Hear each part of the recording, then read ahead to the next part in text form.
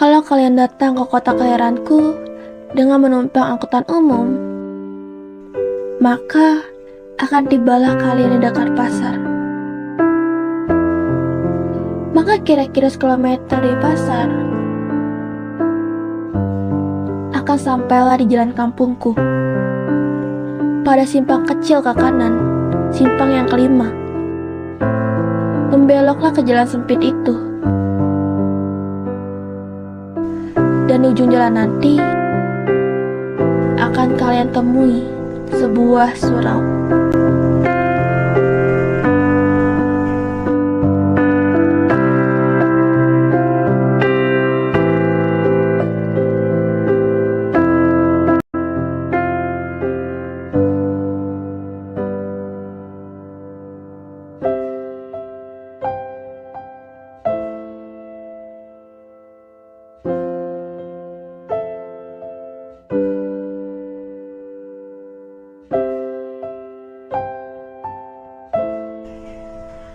Dan di antara kiri surau itu akan kalian temui seorang tua yang biasanya duduk di sana dengan segala tingkah ketuaannya dan ketaatannya beribadat.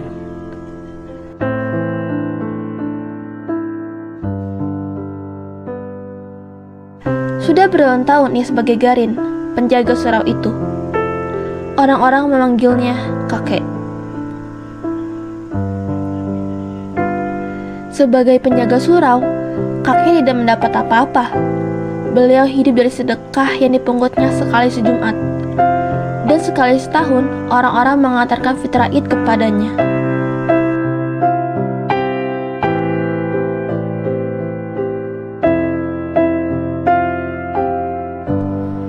Tapi sebagai Garin, kakek tidak begitu dikenal. Beliau lebih kenal sebagai pengasah pisau, karena begitu mahirnya beliau dengan pekerjaannya itu. Orang-orang suka minta tolong kepadanya, sedang beliau tidak pernah minta imbalan apa-apa. Orang-orang perempuan yang minta tolong mengasahkan pisau atau gunting, memberinya sambal sebagai imbalan. Pisaunya sudah, Kek. Terima kasih, Kek. Ini ada sambal Tapi untuk kakek. yang paling sering diterimanya ialah ucapan terima kasih dan sedikit senyum. Di suatu hari, aku datang pula mengupah kakek. Biasanya kakek gembira menerimaku, karena aku suka memberinya uang. Tapi sekali ini, kakek begitu muram. Di sudut, kakek duduk dengan lututnya menegak, menopang tangan dan dagunya. Pandangannya sayu ke depan, seolah-olah ada sesuatu yang mengamuk pikirannya.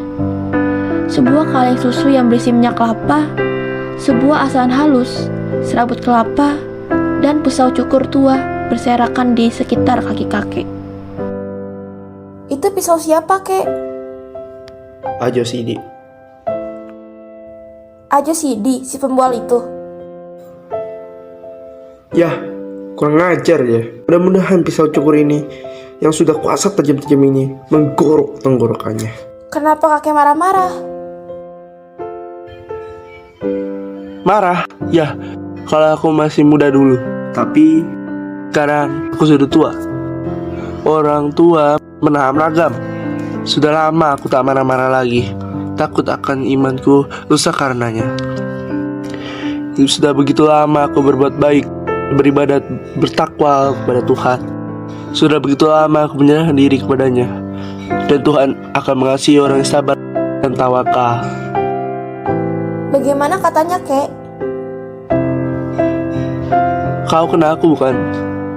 Sedari kau kecil, aku sudah di sini. Sedari mudaku, bukan? Kau tahu apa yang kulakukan semua, bukan? Terkutuklah perbuatanku. Dikutuki Tuhankah semua pekerjaanku? Sedari aku muda, aku di sini. Bukan. Tak ku ingat punya istri, punya anak, punya keluarga. Seperti orang lain tahu. Tak kau pikirkan hidupku sendiri. Tak kau ingin cari kaya, bikin rumah, segala kehidupanku lahir batin susahkan kepada Allah Bata'ala. Tak pernah aku menyerahkan orang lain. Saat seekor pun enggan aku bunuhnya. Tapi kini aku dikatakan manusia untuk umpan neraka. Marahkah Tuhan kalau itu yang kulakukan? Sangkanmu. Akan dikutukinya aku kalau selama hidupku aku mengabdi kepadanya. Tak kupikirkan hari esokku, karena aku yakin Tuhan itu ada. Pengasih dan penyayang kepada umatnya yang tawakal. Aku bangun pagi-pagi, Aku bersuci. Aku pukul beduk. Aku bangunkan manusia dari tidurnya supaya bersujud kepadanya. Aku sembahyang setiap waktu. Aku puji-puji dia. Aku baca kitabnya. Alhamdulillah, kataku bila aku menerima karunia. Astagfirullah, kataku bila aku terkejut. Masya Allah, kalau aku kagum. Apa salah perasaanku itu? Tapi kini aku dikatakan manusia terkutuk. Iya kan begitu, Kek. Ya tamatan begitu. Tapi begitulah kira-kiranya.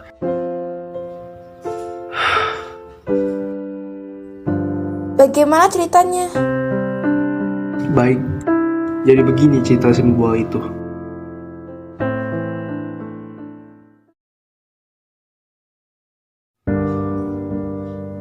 Pada suatu waktu di akhirat, Tuhan Allah memeriksa orang-orang yang sudah berpulang. Para malaikat bertugas di sampingnya. Di tangan mereka tergenggam daftar dosa dan pahala manusia. Begitu banyak orang yang diperiksa. Maklumlah di mana-mana ada perang. Dan di antara orang-orang yang diperiksa itu ada seseorang yang dinamai Haji Saleh. Haji Saleh itu tersenyum-senyum saja karena dia sudah begitu yakin akan dimasukkan ke dalam surga. Kedua tangannya ditopangkan di pinggang sambil menusukkan dada dan menengkukkan kepala ke gunung. Ketika dilihatnya orang-orang yang masuk neraka, bibirnya menyunggingkan senyum ejekan. Dan ketika dia melihat orang yang masuk ke surga, ia melambaikan tangannya.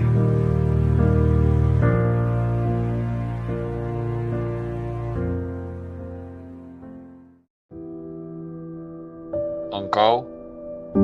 Aku Saleh. Tapi karena aku sudah ke Mekah, Haji Saleh namaku. Aku tidak tanya nama.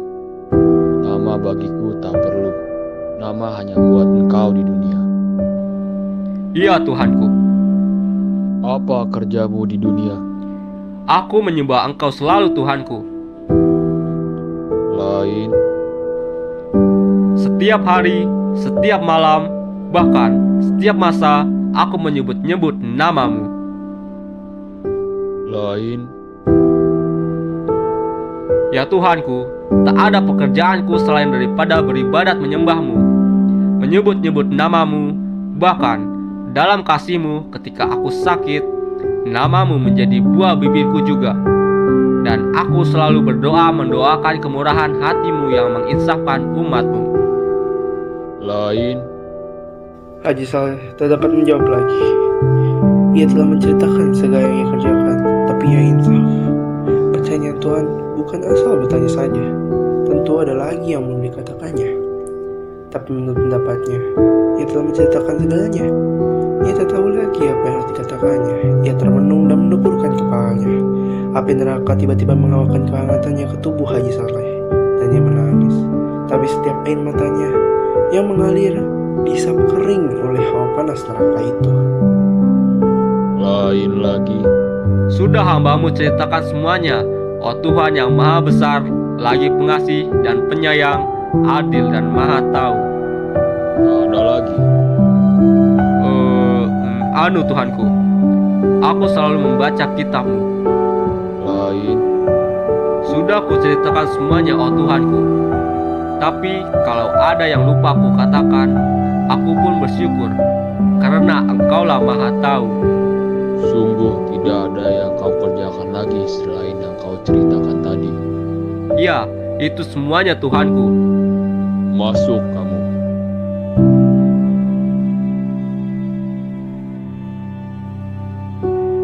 Dan malaikat dengan sigapnya menjewer Haji Saleh ke neraka. Haji Saleh tidak mengerti kenapa dia dibawa ke neraka. Ia tak mengerti apa yang dikehendaki Tuhan daripadanya, dan dia percaya Tuhan tidak silap. Dan ia tak mengerti dengan keadaan dirinya, karena semua orang yang dilihatnya di neraka itu tak kurang beribadatnya dari dia sendiri. Lalu Haji Saleh mendekati mereka dan bertanya, kenapa mereka dinerakakan sebenarnya?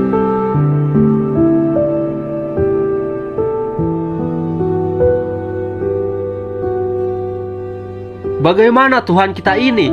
Bukankah kita disuruhnya taat beribadat, teguh beriman? Dan itu semua sudah kita kerjakan selama hidup kita.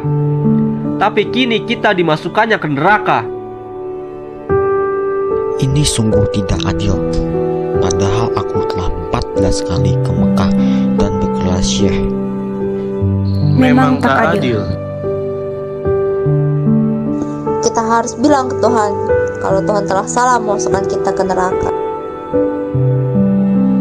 Kalau Tuhan tak mau mengakui kesilapannya, bagaimana? Kita revolusikan. Itu tergantung keadaan. Yang penting sekarang, mari kita berdemonstrasi menghadap Tuhan. Setuju.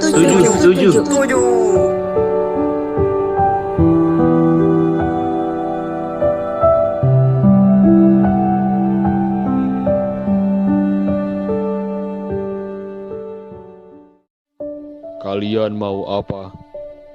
Oh Tuhan kami yang maha besar, kami yang menghadapmu ini adalah umatmu yang paling taat beribadat, yang paling taat menyembahmu. Kamilah orang-orang yang selalu menyebut namamu, memuji-muji kebesaranmu, mempropagandakan keadilanmu, dan lain-lainnya. Kitabmu sudah kami hafal di luar kepala kami, tak sesat sedikit pun kami membacanya. Akan tetapi Tuhanku yang maha kuasa, setelah kami engkau panggil kemari, engkau masukkan kami ke neraka. Maka sebelum terjadi hal-hal yang tak diingini, maka di sini, atas nama orang-orang yang cinta padamu, kami nuntut agar hukumannya kau jatuhkan kepada kami ke surga, sebagaimana yang engkau janjikan dalam kitabmu. Kalian di dunia tinggal di mana? Di Indonesia Tuhanku. Negeri yang tanahnya subur itu, Ya Tuhanku, benarlah itu. tanahnya yang maha karya, penuh oleh logam, minyak, dan berbagai bahan tambang lainnya, bukan? Benar, Tuhan kami, itulah negeri kami. Di negeri mana tanahnya begitu subur sehingga tanaman tumbuh tanpa ditanam? Benar, itulah negeri kami. Negeri di mana penduduknya sendiri melarat? Itulah negeri kami. Negeri yang lama diperbudak oleh negara lain? Ya Tuhanku, sungguh laknat penjajah itu.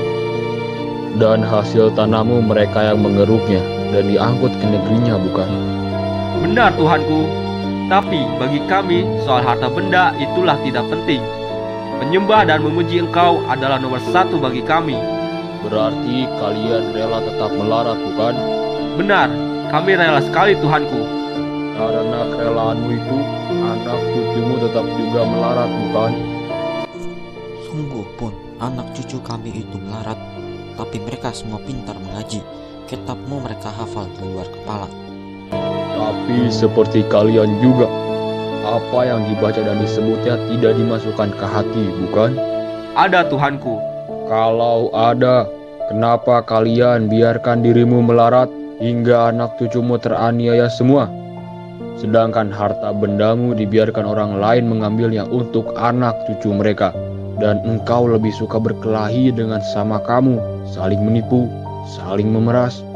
Aku beri kalian negeri yang kaya raya, tapi kalian malah malas.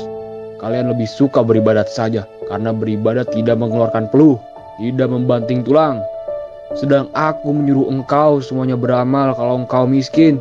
Kalian kira aku ini suka pujian, mabuk disembah saja? Tidak, kalian sudah semestinya masuk neraka. Hei malaikat, giringlah mereka ini kembali ke neraka. Letakkan mereka di keraknya. Semua menjadi pucat pasi, tak berani berkata-kata apa lagi. Taulah mereka sekarang apa jalan yang dikehendaki Allah di dunia. Tapi Haji Saleh ingin juga kepastian apa yang akan dikerjakannya di dunia itu salah atau benar. Tapi ia tidak berani bertanya kepada Tuhan. Ia bertanya pada malaikat yang mengiringi mereka itu. Salahkah menurut pendapatmu kalau kami menyembah Tuhan di dunia? Tidak. Kesalahan kau adalah karena engkau terlalu mementingkan dirimu sendiri. Kau takut masuk neraka. Karena itu, kau taat sembahyang. Tetapi, engkau melupakan kehidupan kaummu sendiri, melupakan kehidupan anak istrimu, sehingga mereka itu kucar-kacir selamanya. Inilah kesalahanmu yang terbesar, terlalu egois. Padahal, engkau di dunia ini berkaum, bersaudara semuanya. Tetapi, engkau tak mempedulikan mereka sedikit pun. Demikianlah cerita Josidi yang kudengar dari kakek. Cerita yang mengurungkan kakek.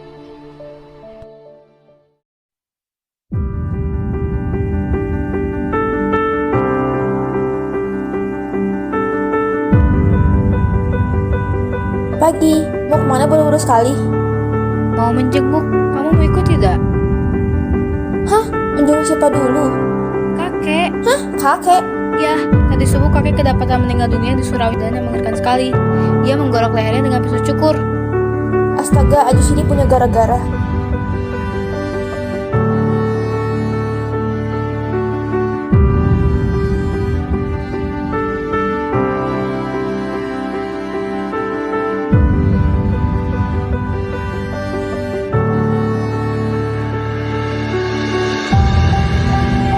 Bu, di mana suamimu? Si Ajus Sidi itu. Ah, ada Sidi. Iya, suamimu, si Ajus Sidi itu. Si Ajo Sidi, tadi dia sudah pergi berangkat bekerja. Hah? Telah berangkat bekerja?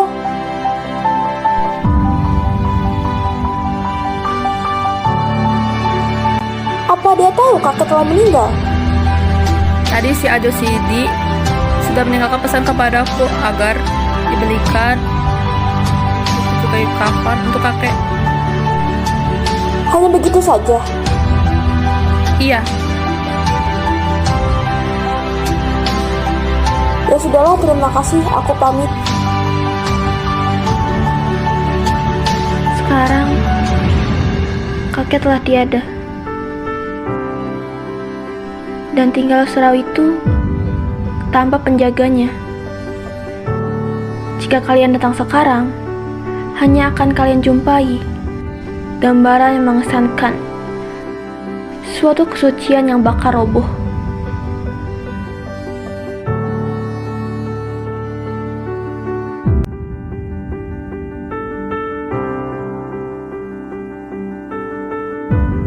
Dan yang terutama ialah sifat masa bodoh manusia sekarang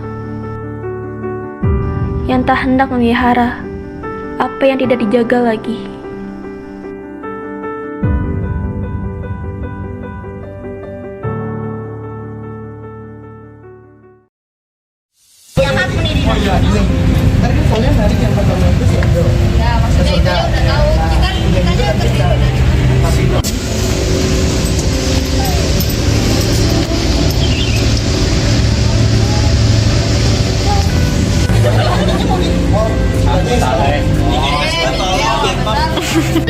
Makasih ya. Ini tolong minggir. Biarin.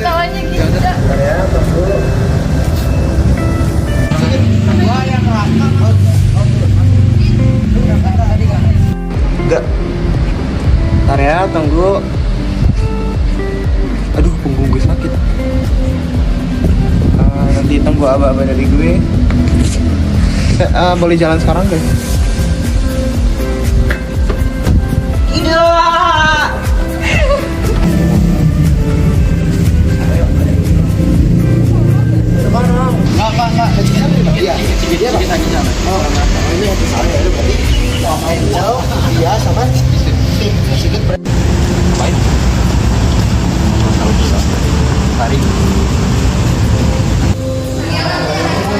Dialognya nanti datang. Sisi bisa ada dua orang. Nanti kalian harus lewatin kerumunan orang-orang ini. Kalian bawa sampai belok ada.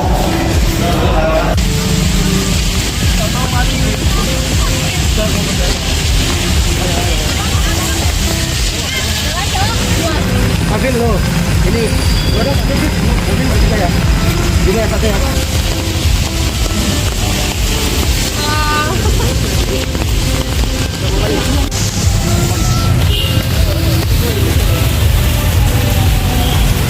Di depan kan ada bus. Berarti kita coba bilang.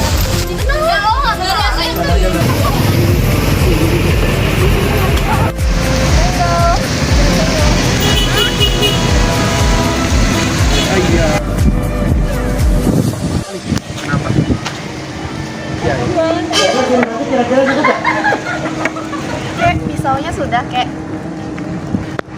Makasih ya, Kek.